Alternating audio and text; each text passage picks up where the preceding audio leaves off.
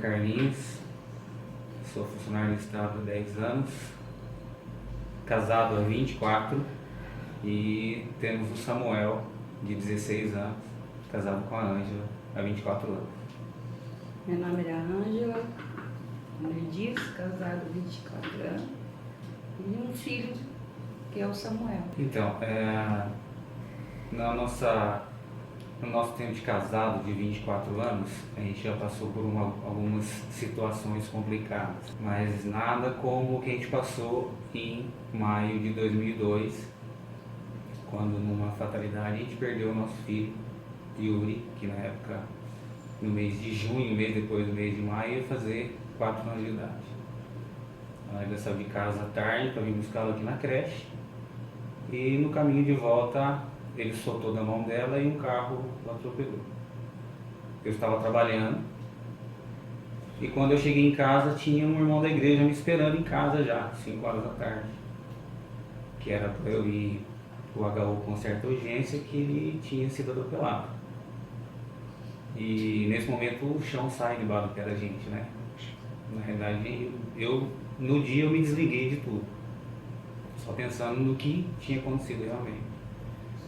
E ele me levou até o HU. Quando eu cheguei lá tinha uma junta de médicos me aguardando chegar para poder entrar com a Ângela, para se inteirar de toda a situação, de tudo que aconteceu. E aí você entra no hospital. Eu trabalho no hospital hoje, sei que é complicado, né? Hoje para mim é um pouco mais tranquilo lidar com isso, mas na época, em 2002, você entrar numa enfermaria e ver uma criança ali já com tubo, tudo, seu filho está ali deitado, né?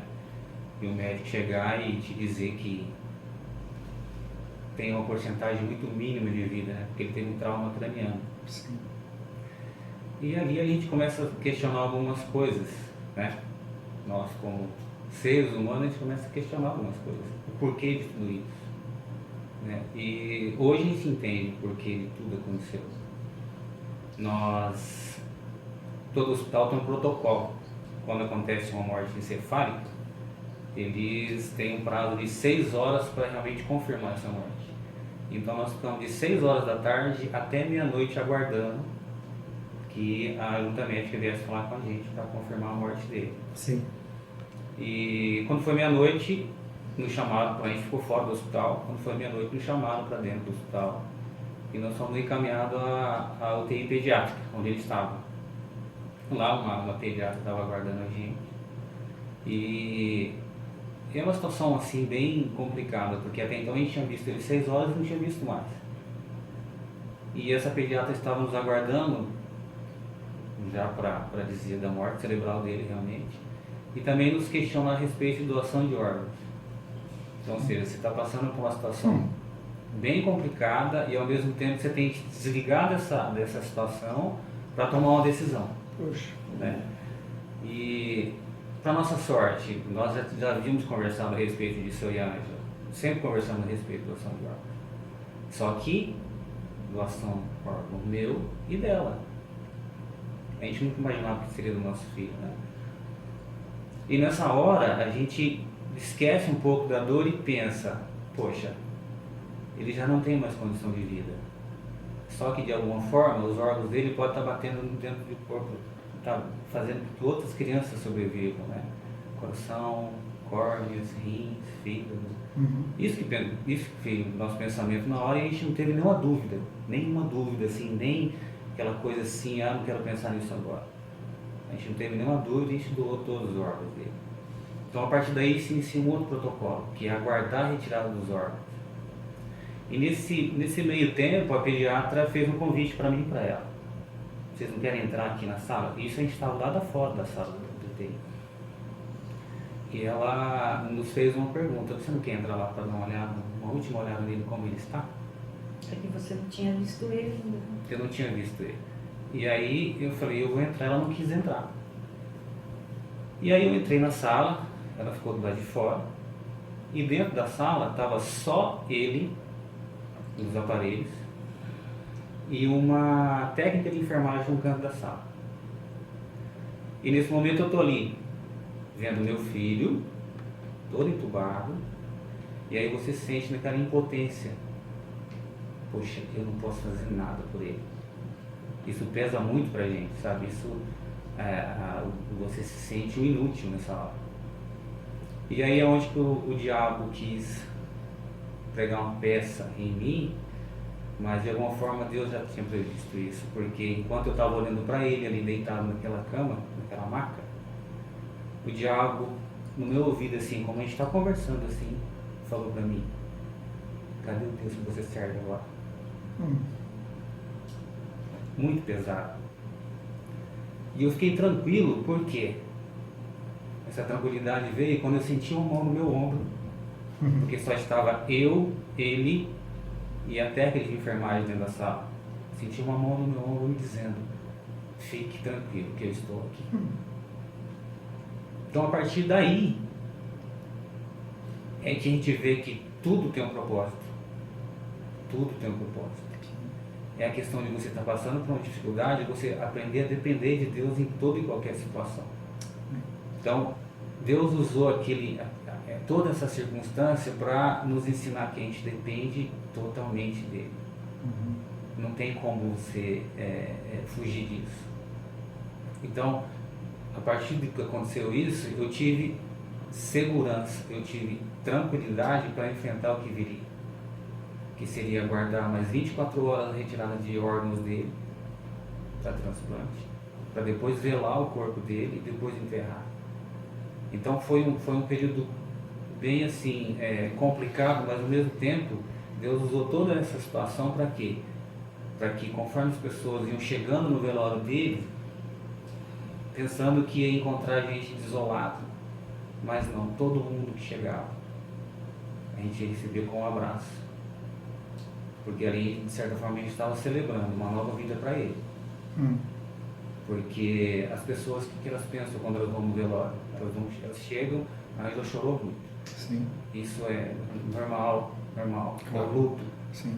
Mas de alguma forma as pessoas vinham conversar com a gente e viam uma semblante diferente. Por quê? Porque Deus estava agindo todo o tempo. Sabe, tiveram pessoas que foram muito importantes em todo esse processo. Muito importantes. Porque a gente fala assim que a gente sorri com os que sorriem e chorar com os que choram. Então a gente teve pessoas chaves aqui. A igreja foi muito importante, que nos abraçou. A igreja inteira. como um todo, sabe, nos abraçou nesse momento difícil. A gente tem o rosto de cada um gravado aqui na nossa cabeça. Mas tem pessoas chaves aqui na igreja que foram muito importantes. O pastor Melvin e a Fran estavam presentes em todo o tempo com a gente. Djalma e a Clarice, Suzy e Grilo. a Suzy e o Grilo, o que eles fizeram? Muito presente. Eles tiraram as atividades deles para nos incluir. Para quê? Para estar com a gente. No momento que a gente estava triste em casa, depois de enterro tudo, eles passavam em casa: vão em casa jantar com a gente, vão em casa almoçar, vão dar uma volta, vão comer um lanche. Então são pessoas muito importantes. Eles não têm ideia da gratidão que eu tenho por isso. Porque foi um momento difícil que a gente passou, a gente pôde contar com a igreja. Nós estamos aqui desde que a gente casou, há 24 anos a gente está aqui na igreja. E a gente não, a gente tem certeza que daqui a gente não sai de maneira nenhuma, porque no momento que a gente passou por uma grande dificuldade, a igreja nos abraçou. Pastor Melvin e Fran nos abraçaram, Grilo, Suzy, Djalma e Clarice foram muito importantes. A igreja num todo foi muito importante, mas foram pessoas chaves aqui que nos acolheram, que nos deram o ombro para chorar quando a gente chorou. Então eu acho que vale uma pergunta nesse momento, sabe? O que é que a gente enfrenta no nosso dia a dia que Deus não pode nos ajudar? Que situação complicada que a gente enfrenta no nosso dia a dia que Deus não pode estar presente? Eu estou aqui, fique tranquilo que eu vou te ajudar. Muitas vezes a gente tenta resolver algumas situações pela nossa própria força, é um que dá errado. Se eu tivesse ouvido a voz do diabo naquele dia lá, realmente, cadê o Deus que eu sirvo que não está aqui para salvar meu filho? Sabe, se eu não tivesse confiança de que tudo tem um propósito, Deus tem um propósito em tudo. Sim. Ele não tinha propósito que a gente sofresse por tudo que aconteceu com o nosso filho. Tem coisas que a gente não entende ainda. Sim. Um dia a gente vai entender. Sim. Mas até hoje, até agora, nesse momento, nosso coração está tranquilo de tudo que aconteceu. Em nenhum momento a gente duvidou que Deus estava presente e que, de alguma forma, Ele usa toda a situação que aconteceu para abençoar outras pessoas. E para nos ensinar também a depender dEle. Sim. Em toda e qualquer circunstância. No dia. Foi horrível. Porque no dia que aconteceu, ficou muito feio. E ali eu pedi para Deus. O Senhor me deu ele perfeito. O Senhor me dê ele perfeito. Se o Senhor não der perfeito, o Senhor é. Ele ouviu minha oração ali no momento. Recolheu ele. Sim. Porque depois de muito tempo fiquei sabendo que ele ia ficar vegetando. Se ele sobreviver, ele ia ficar vegetando. E eu creio que Deus ouviu minha oração ali. E num momento ali, apareceu pessoas de outra igreja, sabe, me amparando, consolando. E foi um momento ali, eu fiquei muito nervosa. E dentro da ambulância, deu parada nele. Eles tentaram, né, reanimar ele dentro. Foi muito... E depois, né? Depois que você enterra, é terrível. É muito, muito horrível. Lembrança, eu lembro que teve dia que eu não queria sair da cama.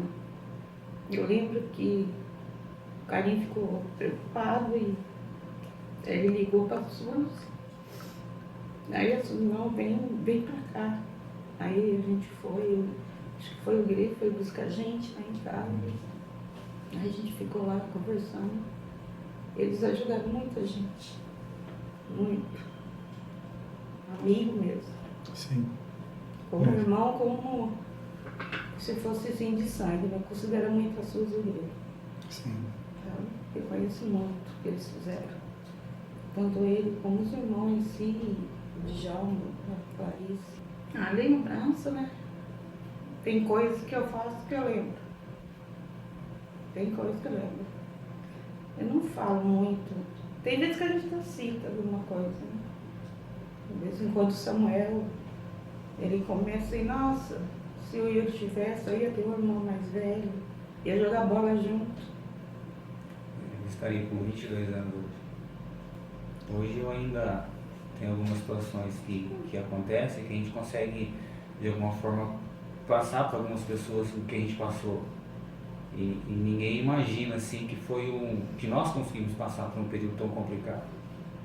Sabe? Tem uma situação que eu fiquei sabendo há coisa de 6 meses atrás. No meu trabalho no hospital, eu tinha curiosidade de saber se no dia que aconteceu tudo tinha algum médico que trabalha comigo no hospital, ou enfermeiro, ou técnico de enfermagem que estava lá presente. E em algumas conversas paralelas nunca soube de alguém. Mas outro dia eu estava conversando com um enfermeiro amigo meu e eu estava compartilhando com ele tudo o que aconteceu, porque ele tem filho pequeno também e ele tem muito medo de perder o filho dele. E nós estávamos conversando e tinha uma enfermeira do lado que ela ficou me olhando. Ela me perguntou, quando foi isso? Eu falei, foi em maio de 2002. E ela começou a chorar. E eu perguntei o que tinha acontecido. Ela falou que no dia que aconteceu tudo, ela estava no HU fazendo residência em enfermagem. E o horário dela era até 10 horas da noite.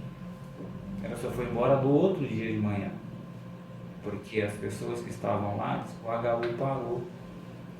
Pelo fato da gente, apesar de estar passando por um luto muito grande, ter abrido nosso coração para doar os órgãos dele. Naquela época, muito Naquela época era coisa que não acontecia. Para nós, Deus nos tranquilizou, colocou o coração tão tranquilo para tomar essa decisão, que para a gente era normal isso. Mas não era normal.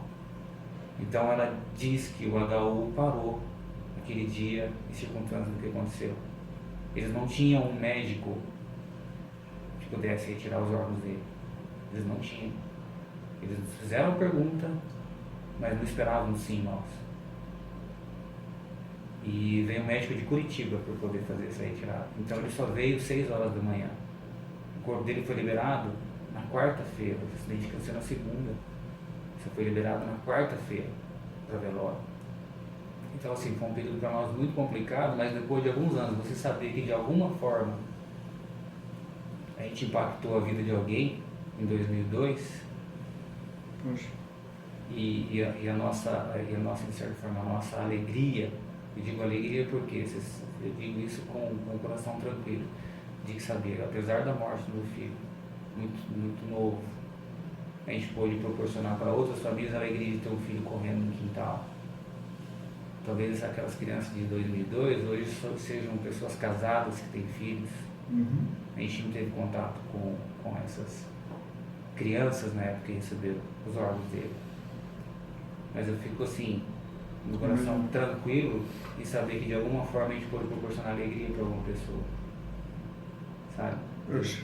Deus, apesar de toda a situação que a gente passou, ainda nos proporcionar isso de transmitir alegria para alguém, de transmitir esperança para alguém, de alguma forma.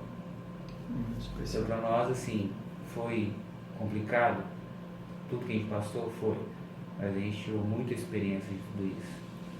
E saber que a igreja apoia, os irmãos em especial nos apoiam. Sim. E até hoje a gente tem esse vínculo muito grande com a igreja. Então, agradecer realmente a pastor Melvin, a Fran, que foram, que nem a Fran fala, que eu sou um filho para ela.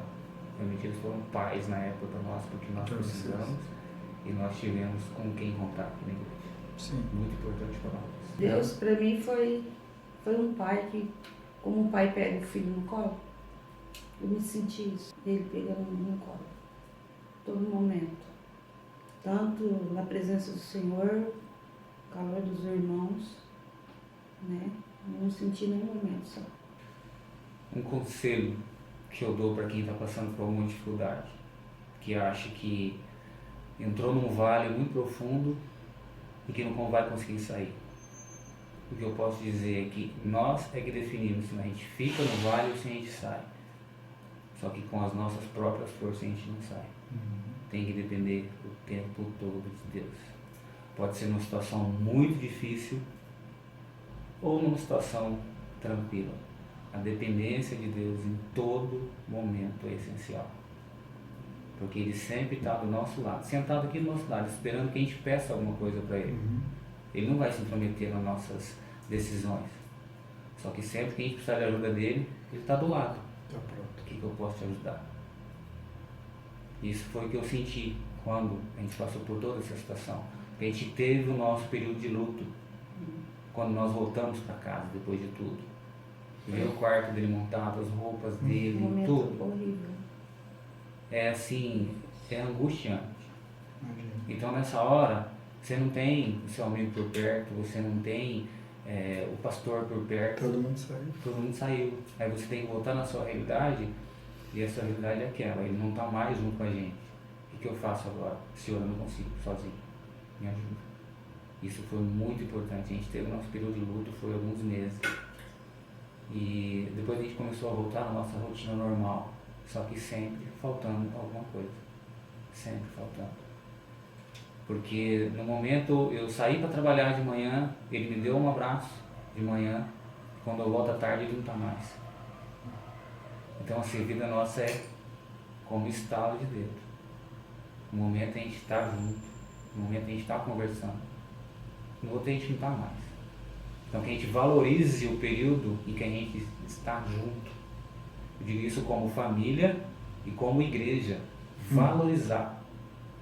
Porque a gente não sabe o nosso dia de amanhã, Deus sabe. Sim. Sabe? Ele sempre nos alerta. Aproveita cada minuto. Porque num segundo a gente não pode estar aqui. Verdade. Então aproveitar, eu digo isso, aproveitar com família. Sim. E aproveitar os momentos na igreja, que são momentos muito especiais. São poucas horas que a gente passa junto aqui, mas que a gente possa aproveitar assim, o máximo, tirar o máximo de proveito disso, porque uma hora a gente tem na mão, na outra a gente não tem. A gente tem que ser dependente de Deus. todo momento. E agarrar nele. Sim. Porque não é o irmão que vai ajudar. Claro, um conselho ajuda muito, mas Sim. se não estiver na presença e depender dele, Ele não difícil. consegue. Não conseguimos. Quem somos nós? Sozinho, lutar sozinho? Jamais. Mas a dor diminui. O que acontece com o tempo? Diminui. Com certeza. No início parecia que era um. Parecia que não ia acabar. Jamais. Jamais. No momento que aconteceu, que a gente ficou na casa da minha irmã, sinceramente, pedi para Deus, Senhor, faça o que o Senhor fez com o Asa. Passou na minha cabeça. Traz ele para mim. Não foi. Não era para ser. Entendeu? Eu acho que tudo tem seus planos. Deus tem os planos pra gente. Sim. Isso que eu penso. Deus, eu sentia Deus comigo todo momento. Foi liviano. Eu esqueci, claro que a gente não esquece até hoje. Sim. Mas a dor é bem imensa.